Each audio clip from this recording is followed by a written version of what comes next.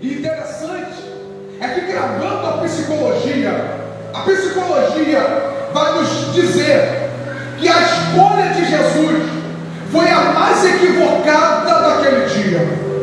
Porque Jesus não escolhe perfeitos, Jesus não escolhe homens capacitados e gabaritados. Mas a psicologia diz que, se traçarmos o perfil de cada discípulo escolhido por Jesus, a psicologia vai dizer que houve erro. Eu prefiro acreditar que Jesus foi perfeito na sua escolha. Por quê? Porque Ele não está à procura de ser humanos perfeitos. Até porque, se Ele procurasse aqui dentre nós alguém perfeito, Ele não encontraria. Mas a beleza do Evangelho, pastor, se consiste nisso. Mesmo com a nossa imperfeição, Ele apostou em nós, Ele investiu em nós. Dá uma olhadinha para esse jovem que está do teu lado. Dá uma olhadinha do lado direito e do lado esquerdo. Você talvez esteja olhando para alguém que, antes de entrar nesse culto, cometeu erros, cometeu falhas, cometeu coisas que talvez vai contra os preceitos de Deus. Mas olha para ele, olha para ela. Está vendo como ela está reluzindo? Está vendo como o semblante dele está leve? É porque a escolha e a presença de Jesus faz isso com a gente. O fato de saber que eu não sou perfeito, mas eu sou uma escolha que o céu resolveu apostar, já me torna especial aqui essa noite. Eu não estou olhando e nem pregando para a gente que não seja dotado de falha, mas a beleza está nisso. É saber que, mesmo com as nossas falhas, o céu resolveu apostar em nós aqui essa noite. O desejo do diabo, Daniel, era: mata, aniquila a humanidade. Mas Jesus resolveu se entregar. E o que é mais especial nisso é que Ele se entrega por gente que não merecia. Ele se entrega por pessoas que não eram gabaritados para essa entrega. Mas cá para nós, Ele resolveu apostar, Ele resolveu investir. Para que Ele investe? Simples: para mantermos, para criarmos um relacionamento. E Lucas é muito enfático quando, no capítulo 9, verso 23, ele reproduz a fala de Jesus, quando Jesus se refere à multidão dizendo: aquele, pois, que quiser vir após mim, negue-se a si mesmo, tome a sua cruz, dia após dia. A palavra negar aqui no original significa abrir mão. A palavra negar a si mesmo aqui no original significa abrir mão, para não prejudicar. O texto no original de Lucas, se fôssemos ler o texto original de Lucas iria estar mais ou menos assim: aquele, pois, que quiser vir após mim, renuncie-se. A palavra renúncia quer dizer abrir mão, deixar de cometer, deixar de fazer. Interessante que, quando Lucas ele fala em tomar a sua cruz, em todo o Evangelho, gente, a palavra tomar a sua cruz aparece 6 vezes. Jesus estava acostumado a dizer isso. Por quê? Porque Lucas vai dar a nós o detalhe em dizer: aquele, pois, que quiser vir após mim, renuncie-se, negue-se a si mesmo, dia após dia. Fazendo alusão, meu amigo Mateus, que vida com Deus é uma constância, relacionamento com Deus é uma constância. Eu não posso ser de Deus hoje e amanhã ser do diabo. Eu não posso estar no altar hoje e amanhã estar entregue a ídolos. O que Lucas está dizendo é: aquele que tem relacionamento com Deus, dia após dia, renuncie-se a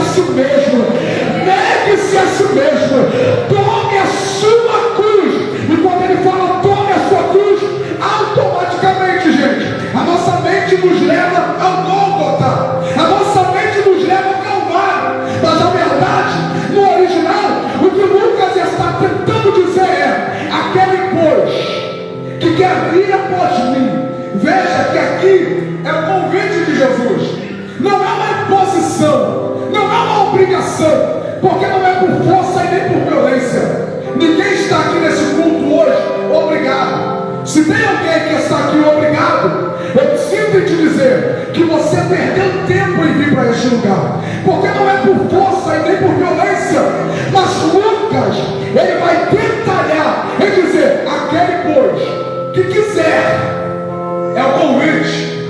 Lucas está dizendo: nós não forçaremos, ou melhor, Jesus está dizendo: não forçaremos a sua vinda, mas se você quiser vir, se você quiser manter um relacionamento, tem que saber que há uma renúncia a ser feita, porque em todo relacionamento, Mateus, existe um princípio. Quem aqui é noivo? Quem aqui namora? Quem aqui é esposa? Quem aqui é esposa? Levanta a mão para ver. Você lembra quando você começou o seu relacionamento? Não era forçado. A sua namorada, a sua esposa, a sua noiva, o seu noivo, o seu namorado, o seu esposo não te forçou a entrar no relacionamento. Mas uma vez que você quis se relacionar, você teve que se comportar como alguém que é comprometido. E a noiva do Cordeiro nessa noite precisa se comportar como alguém comprometidos, compromissados. Hoje em dia está difícil, pastor, a gente saber quem é mundo e quem é igreja, porque tem muita gente que está abrindo mão de relacionamento com o céu para viver uma vida dúbia, para viver uma vida mista. Mas nessa noite eu quero acreditar que Deus separou uma geração que é compromissada, que é comprometida e que tem o dono. Eu vim nessa noite para declarar a Deus e gritar que a igreja do Senhor ainda tem o dono, e esse dono se chama Jesus de Nazaré, que está voltando para buscar uma noiva compromissada com ele. Aquele, pois, que quiser, é um convite, não é uma obrigação. Mas uma vez que você veio, saiba que existe princípio a ser guardado. Saiba que existem princípios a ser mantido. Porque você lembra da parábola da dracma perdida? Aquela dracma era usada para simbolizar casamentos da época, porque era um diadema que era posto às dracmas ou moedas. E uma vez que a moeda fosse perdida, o noivo que se comprometeu com a noiva que perdeu a dracma, a noiva que perdeu a dracma, o noivo tinha todo o direito de anular o compromisso que ele firmou com a noiva. Por quê? Porque ela tinha algo que representava o relacionamento, mas ela perdeu. E quantas noivas têm perdido o relacionamento com o noivo? Mas essa noite, se ele te trouxe aqui, é noite de reatar a intimidade com o noivo novamente. É noite de reatar essa aliança novamente. Até antes de entrar nesse culto, o diabo disse talvez para você: não vai porque você vai perder tempo, não vai porque você vai passar momentos em vão. Mas uma vez que você entrou, saiba que o noivo estava aqui te esperando e pronto a manter relacionamento com você. Mas não é forçado. Se relaciona com ele quem quer, se relaciona com ele quem está disposto. E eu creio que nessa noite aqui existe uma geração disposta a manter relacionamento. Pega na mão de alguém nessa noite, me ajude a pegar. Pega na mão de alguém e fala para ele: o noivo está aqui e está exigindo uma posição de comprometimento, de relacionamento. Quem quer manter relacionamento com ele, já pode levantar a mão para o céu, já pode abrir a boca, porque o noivo está passando aí agora.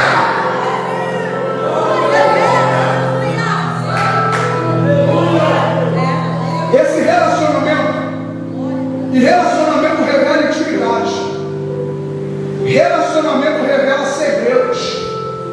Eu só conto segredo para quem eu tenho intimidade. Eu só conto segredo para quem eu sou íntimo. E olha para cá, quantas intimidades foram quebradas? quantas intimidades, quantos relacionamentos foram quebrados. Mas essa noite é noite de reatar. Eu ouvi aqui a cantora dizendo e cantando que o rei está voltando. A trombeta está soando. O relacionamento com o noivo nos dá direito a entrar na casa dele. O relacionamento com o noivo nos dá direito a entrar pelas portas, porque só quem entra pela janela é assaltante, é bandido, é gente que não tem o convite livre para entrar na casa. Mas você não, você é noiva, e noiva tem relacionamento, e uma vez que você tem relacionamento, você tem livre acesso para entrar, você tem livre. Deixa eu ver se eu vejo um noivo aqui no relacionamento. Deixa eu ver.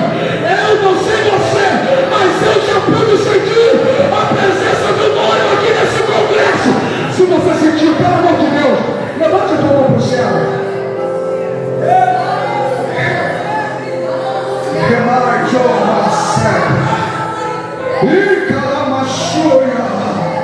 O noivo está passeando aqui entre nós. O noivo está passeando aqui entre essa igreja. E ele está dizendo: eu quero voltar a me relacionar contigo. Eu quero voltar a ter comunhão contigo. A palavra negar a si mesmo dá uma conotação de abrir mão, abster-se, afastar-se, priorizar. E o que está faltando na nossa geração, pastor, é prioridade. É prioridade. Perdemos a prioridade do céu. Tem gente que, se pudesse dar uma resenha, estaria. Quantos convites vocês fizeram para pessoas estarem aqui? Não é isso? Muitos. Se todos que vocês convidassem chegassem aqui, voltaria cadeiras, voltaria espaços nessa igreja, pastor. Mas o Senhor comunicou ao meu coração: diga para a minha igreja que entrou quem prioriza o relacionamento com o noivo. Ai, gente, eu não sei você, mas eu senti a presença de Jesus aqui. Quando você prioriza relacionamento, isso gera intimidade. E olha para cá, é por isso que a cantora cantou e você sentiu a presença do noivo. É por isso que os grupos cantaram e você sentiu a presença do noivo. Porque relacionamento, pastor, gera intimidade. Relacionamento nos traz intimidade. E olha para cá, se você quer, se o seu relacionamento está em dia com ele, você já pode sentir a presença dele aqui, porque ele está passeando nesse congresso, pela sua vida, esse culto, e ele está aqui. Eu duvido que uma noiva comprometida saia desse lugar da mesma forma que entrou, pastor. Não sai. Eu duvido que uma noiva comprometida, com os louvores que estão sendo cantados aqui, com essa presença que paira entre nós, eu duvido se você não sentiu nem sequer um arrepio na costela. Porque relacionamento revela intimidade. E porque o céu, e porque Deus, e porque Jesus queria se relacionar, é simples. Ele queria manter a intimidade com a humanidade. Ele fala de cruz porque provavelmente ele está apontando para o futuro. Ele era 100% homem e 100% Deus. Na sua condição humana, ele sentia fome, ele sentia sede, mas a sua natureza divina dava a ele o direito de ver aquilo que os nossos olhos naturais não conseguem enxergar. Ele consegue enxergar, Mateus, o Calvário, o Gólgota. Ele consegue enxergar a via da crucificação. Ele consegue enxergar os cravos perfurando as suas mãos. Ele consegue enxergar os azorrados, os chicotes perfurando, rasgando a sua carne. Ele consegue enxergar tudo isso. A sede que ele enfrentou, a fome que ele passou. Mas o que é mais especial é que ele não abriu mão de passar por tudo isso para manter o relacionamento em dia. Como Deus, ele tinha o direito, Mateus. Ele podia desistir daquilo tudo. Ele podia abrir mão de tudo aquilo. Mas a coisa se torna que mesmo sabendo de tudo que ele iria passar, ele foi até o final, para manter a intimidade com a igreja em dia. É por isso, gente, que é uma luta para você chegar a esse lugar. É por isso que em casa, no trabalho, eu ouvi o Mateus aqui dar testemunho, em casa, no trabalho, quantos livramentos, quando a gente que levanta de madrugada para trabalhar, a gente não tem noção dos livramentos. Eu já contei N vezes, pastor, que eu cheguei num ponto de madrugada para ir trabalhar, e alguém olhou para mim e disse: rapaz, tu é sortudo, tu chegou minutos depois do assalto, assaltaram todo mundo, levaram tudo. Só que a noiva não anda sozinha, a noiva é guardada pelo noivo. Aleluia. É por isso que aquela bala não pegou em você, é por isso que aquele carro desgovernado não te atingiu. Por quê? Porque o noivo está te guardando em todos os passos que você dá. E hoje o diabo vai ter que voltar para o inferno derrotado mais uma vez, porque a noiva voltará para casa intacta, a noiva voltará para casa sem danos nenhum. Aquele que quiser vir após mim, renuncie, abra mão das vontades, abra mão dos desejos. E a nossa maior luta, pastor, eu sei que eu estou aqui diante de jovens, é uma juventude, e eu sei que a nossa luta como jovem é os nossos desejos, as nossas vontades, porque jovem tem vontade, jovens têm desejos, mas eu sei que tem gente aqui nessa noite matando leão por dia para ficar de pé na presença. Eu sei que tem jovens aqui nessa noite que o diabo provavelmente já se apresentou dizendo: e a proposta? E o mundo? E as mulheres da Babilônia?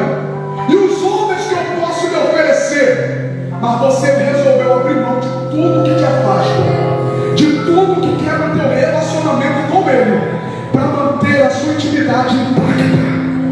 E nesta noite eu vim gritar como profeta, como jovem profeta, e dizer para alguém: vai valer a pena. Toda essa renúncia vai acarretar para nossas vidas uma intimidade maior com o noivo. Ah, Jesus, eu não sei você, mas já teve vezes da intimidade estar tão em dia, Daniel, que quando chegava nas imediações da igreja, nem pisava no templo, pastor, chegava nas imediações da igreja, a gente já conseguia sentir Deus. Não é saudosismo não, mas eu vivi essa época em que no hino da harpa, pastor, tinha profetas profetizando no meio da igreja. Épocas em que não se precisava muito para sentir Deus no ambiente. Eu vivi essa época, Daniel, em que o culto tinha hora para começar, mas não tinha hora para acabar. Quando o pastor pegava o microfone para dar a bênção apostólica, Deus tomava um vaso no fundo da igreja e começava a profetizar. Quando o pastor achava que ia acabar, Deus tomava a juventude, Deus tomava as irmãs, Deus tomava os irmãos. Eu vivi essa época, a época em que a intimidade ainda fazia diferença no nosso meio. E eu quero te dizer nessa noite que nada mudou. O céu ainda sente falta da intimidade que a gente tinha com Ele. Lembra das vezes que você não ficava um dia sem orar? Lembra de quando a gente estava no arder do primeiro amor, que o pastor contava com a gente para ir para o monte, a gente estava lá, que o pastor contava para a gente para evangelizar e a gente estava lá, porque a intimidade ainda retinha. Eu vi aqui o jovem pegar o microfone para dar palavra de oferta com lágrimas nos olhos, emocionados.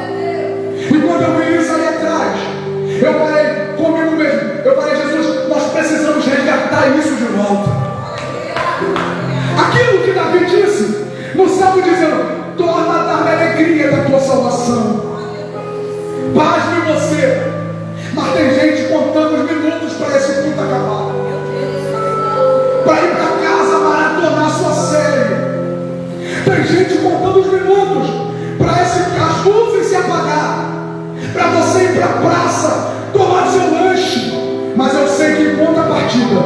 Também tem gente aqui no nosso meio que está com o coração aberto para receber a presença que está caindo sobre esse lugar. Eu sei que como aquele jovem que pegou o microfone emocionado para dar palavra de oferta, eu sei que tem gente aqui que a chama do primeiro amor ainda está ardendo, que a chama da intimidade ainda está ardendo. Nessa noite é com você que o céu conta, nessa noite é com você que Deus conta, e se você estiver disposto, Ele vai fazer derramar novamente aquilo que Joel profetizou dizendo nos últimos dias: derramará Deus o teu Espírito sobre toda a carne, os nossos filhos e as nossas filhas profetizarão. A minha oração a Deus é que Deus levante na nossa juventude profeta como Isaías, profetas como Jeremias, profetas que abriam mão, mas que mantinham a intimidade intacta. Ah, se na nossa geração tivesse corações ainda dispostos, mas para fazer a diferença. Ah, se na nossa geração tivesse jovens ainda dispostos a se doar de verdade, a entregar o 100%. Pasme você que num culto como esse, numa presença como essa, vai ter gente que vai voltar para casa da mesma forma que entrou para essa igreja, porque não conseguiu abrir o coração para o noivo que está passeando aqui. Mas enquanto a parte de eu sei que tem gente aqui ainda vibrando 9h39 da noite. Eu sei que tem gente aqui ainda, Daniel, que está despreocupado com o que está acontecendo no mundo lá fora. Eu sei, tem gente que para estar aqui abriu mão de fazer. Eu sei que tem gente que para estar aqui teve que deixar coisas de lado. Eu sei que você vai montar sua rotina quando sair desse culto, mas eu sei também que enquanto você estiver aqui dentro desse tabernáculo, o teu coração estará ansioso pela presença, assim como Isaías disse: a tua presença, na visão que ele teve no capítulo 6. Eu sei que tem jovens aqui essa noite, e eu não vou me alongar, estou caminhando para o final. Eu sei que tem jovens aqui essa noite, que nessa noite entraram com o coração disposto a entregar-se novamente para o céu. Negar a si mesmo significa renunciar, abrir mão, deixar a vontade de lado para fazer a vontade daquele que te chamou. Negar a si mesmo significa: eu até queria, mas por causa do reino eu não vou fazer. Eu até podia, como Paulo disse, tudo me é lícito, mas nem tudo me convém. Por causa do reino eu resolvo não fazer. Ah, se Deus levantasse aqui. E eu acredito ainda na minha geração, cantoras que estão aqui, cantores, jovens, talentosos. Eu ainda acredito, pastor Daniel, na nossa geração. Eu ainda acredito, meu amigo Mateus, que daqui desse congresso Deus vai usar jovens para influenciar, nem que seja a sua rua, nem que seja o seu bairro, nem que seja a sua escola, nem que seja o seu colega, mas eu acredito que Deus ainda vai usar jovens aqui para influenciar. Ai, Jesus do céu, eu estou olhando para o próximo evangelista que Deus vai levantar no nosso meio. Eu estou olhando para o próximo pregador, quem sabe dos Gideões, quem sabe desse Brasil aí fora, desse mundão aí fora, mas eu estou olhando para o próximo pregador, eu estou olhando para as próximas cantoras, que quando abrir a boca, Deus vai derramar a presença sobre o ambiente. Eu estou olhando para jovens aqui, que têm talentos, que alguém disse: é desperdício você continuar na igreja, é desperdício você estar no altar. Mas eu estou olhando para jovens que priorizaram o reino. Tinham tudo para não estar, mas estão, porque priorizaram. Eu estou olhando nessa noite para jovens que abriram mão dos desejos, assim como Timóteo, que desde muito jovem, sua avó Lloyd, sua mãe Eunice, evangelizaram e ganharam ele.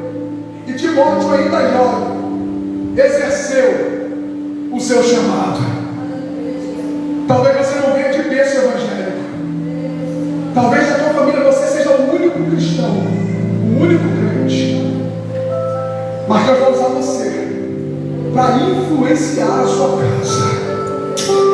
Levanta a mão, eu vou profetizar e vou terminar nessa noite. Você está esperando vir dos Estados Unidos, da África, um evangelista para evangelizar ambientes que eram para você para evangelizando. Deus entregou essa missão nas tuas mãos. Deus entregou essa missão nas tuas mãos. E a pergunta que eu te faço é: vai correr ou vai encarar a missão? Vai correr ou vai abrir o coração e vai dizer: Senhor, eu nem sei fazer, mas se precisar de mim, eu me coloco à disponibilidade do reino. Aleluia. Pastor, eu não estou olhando aqui para os melhores jovens, não. Eu não estou olhando aqui para os melhores cantores, não. Mas eu estou olhando aqui para jovens que se disponibilizaram a se entregar pelo reino. É o que Jesus estava dizendo: quem quiser, quem aceitar o convite, vocês sabem que vão ter relacionamento, mas o relacionamento tem uma prioridade. O relacionamento tem uma prioridade. Qual é a prioridade? Negue-se a si mesmo e siga-me. Negue-se a si mesmo e siga-me. A igreja adotou, Mateus, eu termino aqui. A igreja adotou, pastor Daniel, aquele famoso ditado que a gente traz lá no mundo: venha como estás. Sim. Você lembra como você chegou na igreja? Você chegou derrotado, destruído, entregue às vícios, às drogas, cheio de mulheres, cheio de homens. Eu sei, você veio da forma que você está, mas existe uma exigência para continuar a seguir Jesus. E qual é a exigência, Paulo? Negar a si mesmo. Você veio do jeito que você estava, mas permanecer não serve para seguir. Se você quiser continuar nas suas práticas, você pode continuar. Se você quiser continuar em não querer abrir mão, você pode continuar. Só que você não vai gozar de relacionamento sério com o dono do reino. Porque para ter relacionamento é preciso abrir mão. Para ter relacionamento é preciso abandonar práticas. Para ter relacionamento é preciso abandonar coisas que te afastem desse relacionamento. E eu sei que eu estou pregando aqui para jovens. Eu sei que eu estou pregando aqui para jovens cheios de talento. Mas vai o conselho desse jovem pregador: não deixa o talento superar o seu caráter. Porque a nossa geração é muito talentosa, cantor. Eu te vi cantar aqui e eu ficaria umas 3, 4 horas te ouvindo cantar. Porque a nossa geração é cheia de talento. E graças a Deus por isso, pastor. Eu vi aqui jovens tocarem de uma forma que nem profissionais da música. Eu vi aqui jovens cantarem e alcançarem tons que nem profissionais da música alcançam. Mas vai você, não deixa o talento superar o seu caráter. Tem gente que consegue abrir porta por causa do talento, mas consegue fechar por causa do seu caráter. Tem gente que é muito bom, que é muito talentosa, mas no tocante a caráter, Jesus precisa voltar, precisa mexer. E o bom de tudo é isso, é que nós vivemos uma constância da olaria de Deus. Porque qual é o vaso aqui entre nós que pode levantar a mão, bater no peito e dizer: eu já alcancei a estatura de vaso perfeito? Ninguém. Enquanto estivermos aqui, estaremos sempre na olaria de Deus, sempre sendo consertado. E sabe o que Lucas diz? É dia após dia, pastor. Lucas dá uma ideia de que é uma constância. Hoje o diabo caiu por terra na minha vida, na sua vida, mas amanhã ele vai se levantar de novo e precisa cair por terra amanhã de novo. Depois da manhã ele vai se levantar de novo e precisa cair por terra de novo, porque Paulo vai nos citar esse pensamento de Jesus dizendo: o bem que eu quero, esse eu não faço, mas o mal que eu não quero, estou sempre fazendo. Dando uma ideia de que é uma luta constante. Viver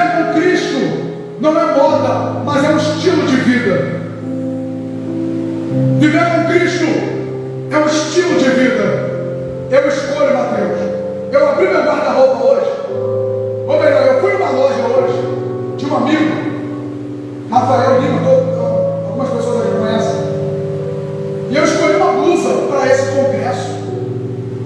Foi escolha minha. O vendedor não botou a imposição para que eu levasse a blusa. Eu escolhi. Viver com Cristo é uma escolha, pastor. O pastor não pode te obrigar. Seu pai não pode te obrigar. Sua mãe não pode te obrigar. Jesus não pode te obrigar. Mas você pode escolher viver com Cristo. Então escolha sair dessa noite de mãos dadas com Jesus. Vamos! E se eu não escolher viver com Cristo, significa que as lutas vão cessar na minha vida? Tenho que te dizer que não. Mas eu faço das palavras de Paulo, quando ele disse: o morrer para mim é ganho, porque já não vivo mais eu, mas Cristo. Tem gente que entendeu isso aqui. Aleluia. Já não vivo mais eu já não faço o que eu quero, Mateus. Eu já não ando de acordo com as minhas vontades. Por quê? Porque se Cristo vive em mim, é Ele que controla, pastor. Ele que controla a minha vida. Eu até não queria chegar aqui. Talvez eu até não queria entrar. Mas como não sou mais eu que mando em mim, eu venho na marra, eu venho na força, eu venho na luta. Mas como é Ele que vive em mim, eu entro por essas portas. Porque enquanto Cristo vive em mim, há batalhas que terá que se levantar. Há batalhas que se levantarão. Mas viver com Cristo é garantia de vitória para a igreja, de vitória para a noiva. Quem opina? Quem escolhe viver com Cristo aqui essa noite? Levanta a tua mão para o céu. Levanta a tua mão, melhor. Pega na mão de alguém nessa noite. Eu termino aqui. Pega na mão de alguém nessa noite e diga para ele: escolha viver com Cristo. Escolha terá proximidade, terá aproximação, ter intimidade com Cristo. A intimidade faz a diferença ainda, Daniel. Aleluia. Jesus do céu. Quer ver como a intimidade faz a diferença? Não se cantou mais hinos quando se passou para a palavra. Ninguém aqui puxou corinho para você pular. Ninguém puxou hinos para você pular e se emocionar. Mas eu estou vendo gente chorando aqui com o poder da palavra. Isso é escolher viver com Cristo. Isso é intimidade da noiva. Se eu parar de falar nesse microfone, a presença ainda vai continuar. Porque não é a voz do pregador, não é o hino, não é a melodia, não é o som do teclado, lindo que o instrumentista está fazendo, mas essa presença que está aqui no nosso meio. Olha lá, Mateus. Olha lá, Mateus. Parou o hino, mas a noiva ainda continua sentindo a presença. Parou o hino, mas eu ainda estou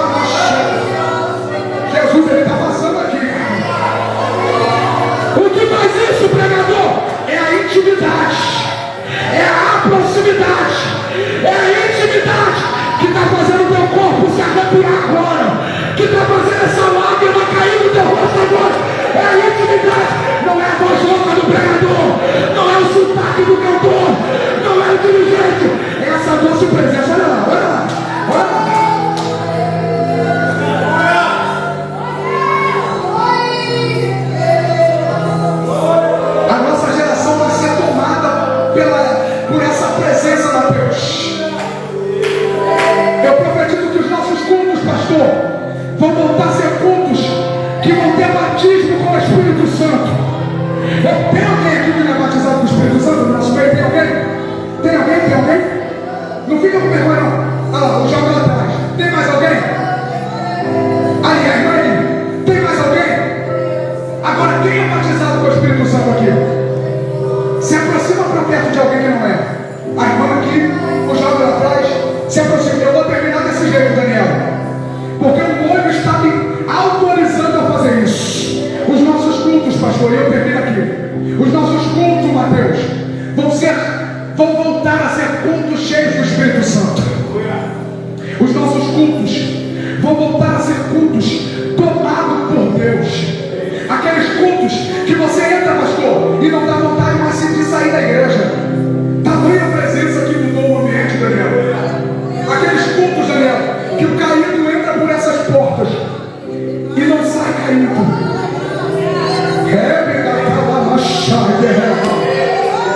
Tem gente envolvida com essa presença ainda aqui.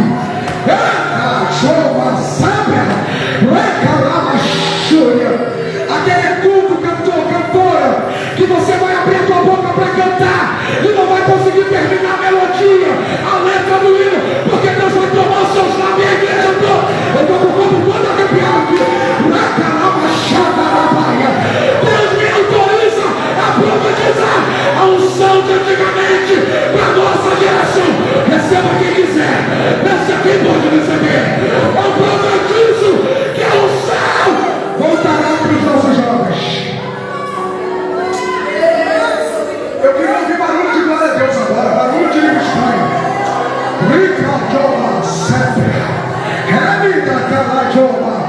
Fala melhor, fica de pé, eu vou terminar agora, fica de pé. Eu te convido a sair do teu lugar para abraçar alguém. Você vai orar por esse alguém agora. Nós vamos terminar orando. Cantora, você pode preparar o hino? Você pode preparar o hino? Pode, pastor? Pode? A gente termina louvando, pode ser? Você vai sair do teu lugar, você vai abraçar alguém.